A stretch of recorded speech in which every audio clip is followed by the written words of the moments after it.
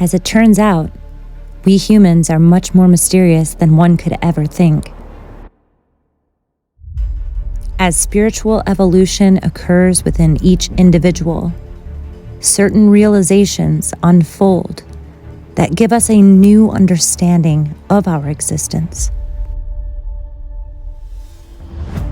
As you increase your awareness of yourself, you start to realize that you're actually a dual being, one who holds a physical form and one that is based in the metaphysical realm. We exist both in body and in spirit. Although we can objectively analyze what happens to the physical body upon death, there is much debate about what happens to the other part of ourselves in the metaphysical realm upon death. Confined within all the limitations of this human body is all the knowledge of the universe. The trick is to remember. There's a much deeper story to be told that goes beyond just the human story. In the past, there have been reasons why this information and knowledge was kept secret. This knowledge has always been reserved for the few. But desperate times require desperate measures. And this knowledge must be made known in order to raise conscious awareness of the collective. We are living in a time when esoteric knowledge must be exposed to help others rejoin with their soul purpose. But before we can focus on the subject of death, we first have to understand the journey of life.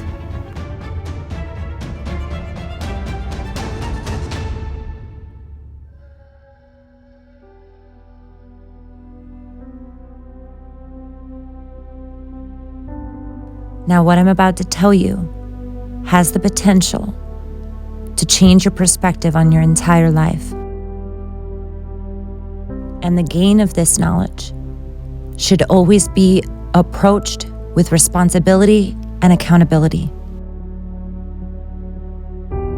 as it is innate to your true being.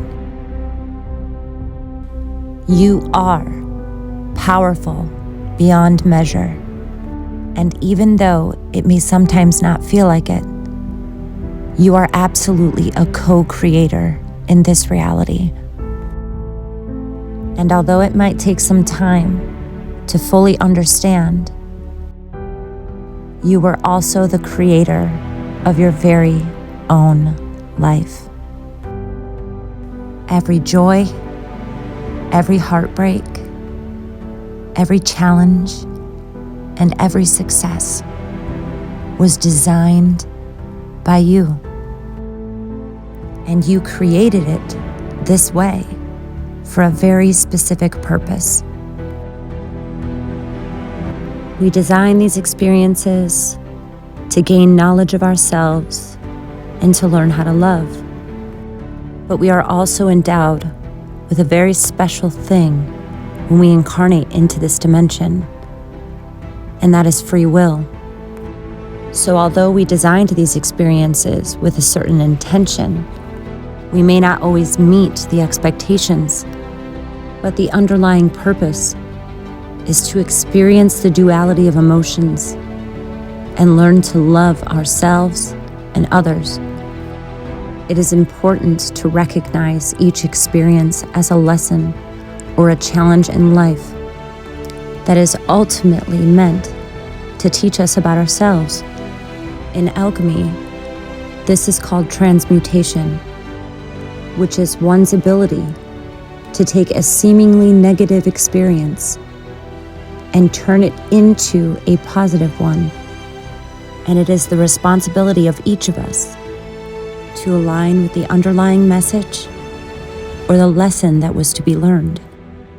They might have taught us strength, courage, wisdom, but all of them lead us back to ourself, which is love.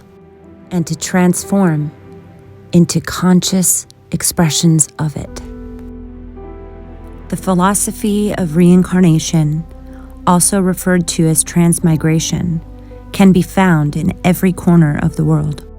It has been outlined in great detail according to Eastern religions, Greek philosophy, Egypt, and India.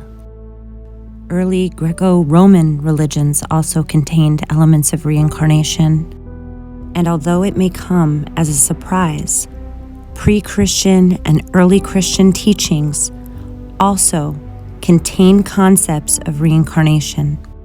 And it wasn't until the New Testament in 325 AD at the Council of Nicaea was developed that it was deliberately left out. More and more historians are becoming convinced that there was a lot of information deliberately left out. And I think many can agree that the concept of reincarnation actually supports that of a more loving God than what Abrahamic religions have depicted. What we must consider is that this knowledge was deliberately excluded by the religious leaders in order to establish a concept of hell, which is a direct contradiction of a loving God. Now we must also recognize that we incarnate into this dimension willingly, and we do so with the understanding that we will experience a sort of amnesia upon arrival. Every human, first 7 years is download a hypnosis. The brain of a child under 7 is in a lower vibrational frequency. When you put wires on a person's head, you read electroencephalograph, reading brain activity. A child below 7 has a lower vibration than consciousness. It's called theta. Theta is imagination. Oh, that's how kids play a tea party with mud pies, but to them it's a real thing. A kid rides a broom, it's a horse. That's theta, imagination. Theta is also hypnosis. And the idea is this: before you can become conscious, if you don't have any programs, what are you going to be conscious of? It's sort of like I buy a new iPod and I take it out of the box and I push play and nothing happens, and you think, oh my God, I spent all the money and the damn thing isn't working. And then some little 7-year-old kid comes up and says, well, mister, you didn't download any music, how are you going to play something? And I go, that's the same thing. It's like the brain is like the iPod. Consciousness is the screen where I can create. But if I don't have anything in the hard drive, I can't create.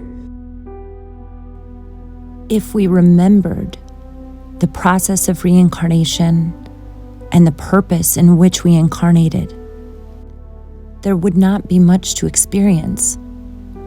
And the ultimate goal is to remember, but this may take several lives to complete.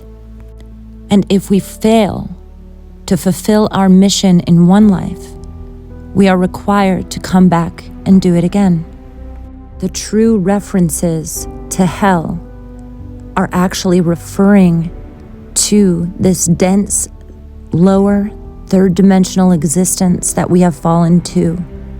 And life after life, we must continue to climb toward the light so that we do not need to incarnate here again. In some cultures, this is referred to as Nirvana.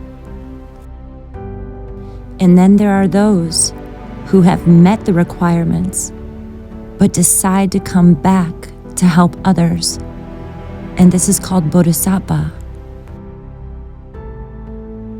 But each soul is at a different stage of development and evolution. Hypnotherapist Michael Newton was able to establish a soul journey chart based on thousands of past life regressions. And despite the participants not having any knowledge of each other, they all describe the same process of death and reincarnation. Our soul journey is comprised of 5 stages, and each of them corresponds to a specific level of development and capacity and self-awareness within the soul. And with each stage completion, experience is gained and consciousness expands. And within each of the 5 stages, there are 7 levels. And this equals a total of 35 stages to complete.